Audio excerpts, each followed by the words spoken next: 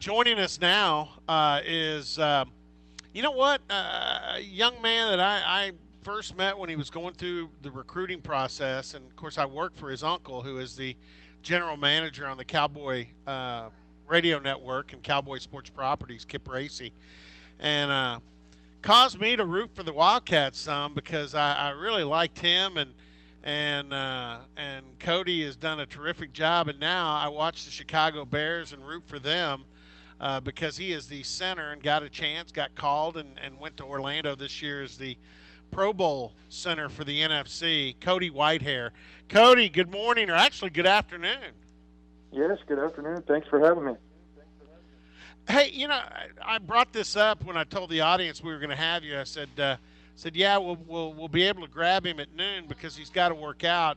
People forget. I mean, you know what? College football is an 11-month, sport. I mean, guys get a little bit of time off in May, maybe a little bit of time off if they're fortunate after the season or after a bowl game.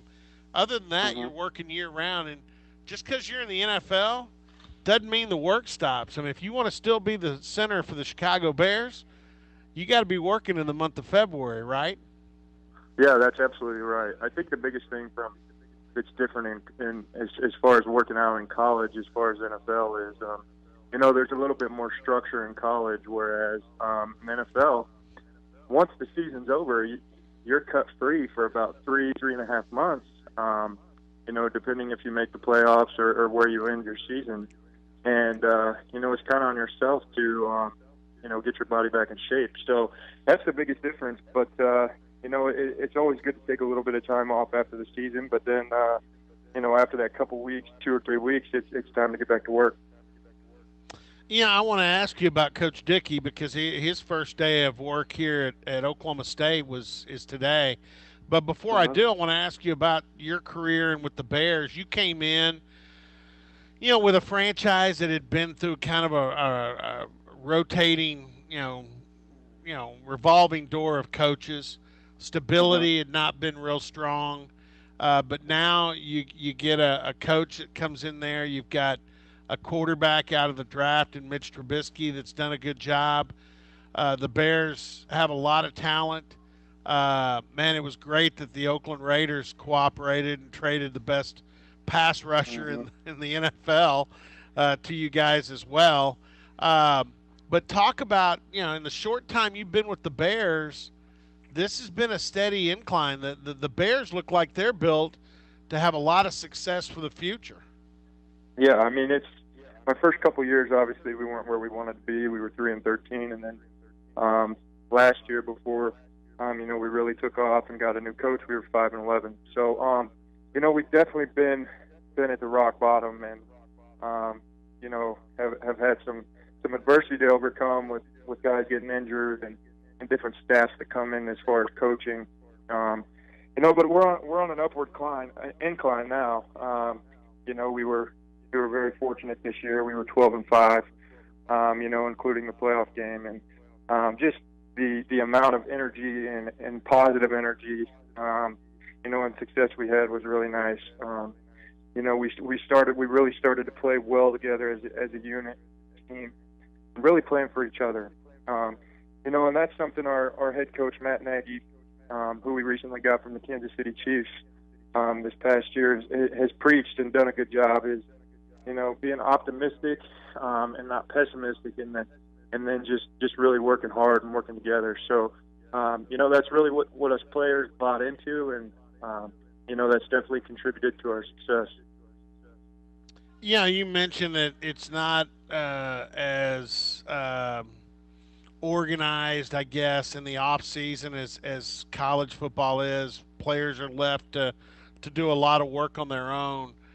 But hmm I did want to ask you this. When you're in college, you're going to school. It's not supposed to be a full time job, but let's be honest, it seems like it. Um, Yep. then you get in the NFL. You're not going to school. It's a 9 to 5 or 8 to 5 job, depending on the structure of the team you're with. hmm for you, what were the biggest differences, and how long did it take? And then also, I want to ask you about this too, because I ask all the former Cowboy players that are in the NFL.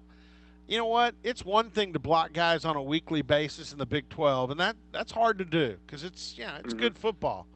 But when you're Mhm. blocking dudes in the league, I mean, it's a whole nother level. I mean, that's like 1 or 2% of all of Division I college football makes it to the Mhm. NFL, Yep. and it's the best of the best. Yeah, absolutely. And I think the biggest thing for me, coming into the NFL was, like you said, the structure of everything. Like, now this is your job. You're going against the best in the country. You know, not only every Sunday, but every day in practice. So it's a constant. You have to prove yourself every day. Nothing's ever guaranteed. In this league, and you have to just bring it your all every day. So that's definitely an important part. And just the guys that are at this level, no matter if you're a practice squad player or if you're a guy that's on the 53-man roster, you're part of that 1% that has the opportunity to be in the National Football League. So, like I said, it's a constant revolving door, and you really have to really bring it every day, because if you don't, at the end of the day, you're going to be fired. Tough business, but you've done well. And last thing on your the way things are going for you really well with the Mm-hmm. Chicago Bears. How cool Mm-hmm. was it to get the phone call that, hey, we need you out in here in Orlando at the Pro Bowl? I know your uncle. I saw him shortly after, and he's like, Cody's in the Pro Bowl, man. Is he? I mean, and we both get excited when we're seeing. My wife, she goes, knock it off with the Cody Whitehair. Because I mean, when I'm watching a Bears game, I'm like, watch him, honey. He's doing a hell of a job here. But to go to Orlando and play in the Pro Bowl, how cool was that? Yeah, it was an awesome experience, and I was very fortunate to be an alternate this year, and for whatever reason, with those guys that were the first team guys, I got the opportunity to go down there and spend the week with some of the best of the best to do it this year. So it was really fun to get to know those guys and really pick their brains. There was a lot of veteran guys that have been in the league a long time, or this wasn't their first Pro Bowl, so they kind of knew the way of the ropes. So really picked their brains and got to know a lot of those guys on a personal level. Because throughout the year, you see those guys and you see the level that they're performing at, but you don't really get to know them on a personal level. So throughout the week in practice, you're really getting to know those guys, and they're able to pick their brains. Well, somebody on a personal level, and I loved your quote the other day that you gave me on Saturday about without that foundation that Coach Dickey gave me, I wouldn't be where I am. And Oklahoma Hmm. State lost their offensive line coach, Mike Gundy, quickly and rightfully plucked Coach Dickey, who was not retained when they made the change at Kansas State. You've Hmm. worked with this guy, so did B.J. Finney and Hmm. Cornelius Lucas, and now Dalton Yep. Risner is going to be in the league. Talk a little Yep. bit about your old college offensive line coach that's now at Oklahoma State, Charlie Dickey. Yeah, I'd say, excuse me, I'd say Oklahoma State really got a good one. He's one of the best to ever do it, one of the best in, you know, in the NCAA for sure. But he's very passionate about, you know, coaching young offensive linemen and really, figuring out a way that he can coach each individual different, because that's what it takes. As a college coach, you got different guys coming in from different backgrounds, different high school levels of their play, whatever it is. And he's really able to dive into those guys as freshmen, and really get them to play. I think, Coach Dickey does a great job with, if there is an opportunity to redshirt a young guy that's not quite ready to play, if he's coming from, a smaller school, which he's had to deal with a lot at Kansas State. Excuse me, a lot of those guys that come in are smaller school guys that, Coach Snyder and his staff have done a really good job of getting them prepared through through their transition year, their redshirt year, if you will. And you know, as you look across the last 5 years or 6 years or 7 years, whatever, Coach Dickey, had been at Kansas State 8 years, 9 years, whatever it is.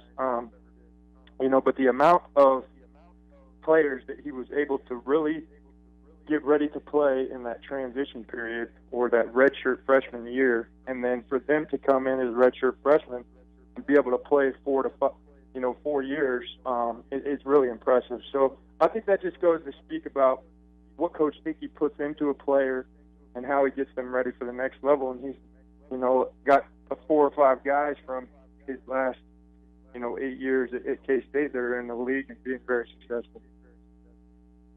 The other thing too, and you know this well, Cody. It's one thing to play wide receiver, and I'm not putting wide receivers or quarterbacks or anything like that down. But those guys on an everyday basis, they're not banging it around, and the Mm-hmm. quarterbacks are generally going to wear a different colored jersey, and Mm-hmm. they're not going to they're going to hit. When you're an offensive Mm-hmm. lineman, every day it's tough. I mean, even when you're not in pads, guys Right. are still slapping around. I mean, it's still physical, and to coach that position and get guys, to be motivated to do that on a regular basis, it's not easy. And I know Matt Walters was saying, Coach Dickey's salt of the earth. I mean, he's a guy that can, like you said, relate to everybody, Mm-hmm. and a guy. I guess what I'm saying, you know, was there a time when he lightened up? You gotta, as an offensive lineman, you gotta like your offensive line coach. Now, there's times you're not gonna like him, but Right. on the whole, it's got to be a guy you respect and like, right? Absolutely. And a guy that can really, like I said, Coach Dickey really gets to know his guys each individually because, as an offensive lineman, we come from different, as far as high school coaches and stuff. There's different techniques that we've learned through our 4 years in high school, and coming in, it's not easy to get to, have all your 12 or 15 linemen be able to use the same technique. But he really gets it. He gets it. He gets how young people are, and he really dives in and makes them really successful linemen. Well, hey, I appreciate your perspective on that, and I know Yep. he's a technician, and that's what the Oklahoma State guys will. The commonality is Josh Henson's big on footwork, big on hand placement. He Hmm. wants you to do it the right way, and I've heard that Coach Dickey's similar about wanting that good technique, and you got to have that to play at this level. Um, hey, I just want to thank you for being on with us, and again, congratulations on everything that's going on with you and the Chicago Bears. And Yeah. Thanks, Robert. I'm not a guy. I'm not a guy that has a favorite NFL team. I root for the guys from here and guys like you from other schools that I get to know and like. Right. Those are my teams. So yeah, I hated the Eagles that day. Man, I was, Yeah. and I don't want to For bring sure. up a sore subject, but you guys are playing really well, and I think the Bears have got a great future. So, plus Chicago's a cool place to live. I love to. I'm a Cubs fan too, so I love to go up to Chicago. So I'll holler at Yep. you next time I'm up there. Yeah. For sure. Please do. All right, Cody. Thanks. You bet. Thanks, Robert. Appreciate it.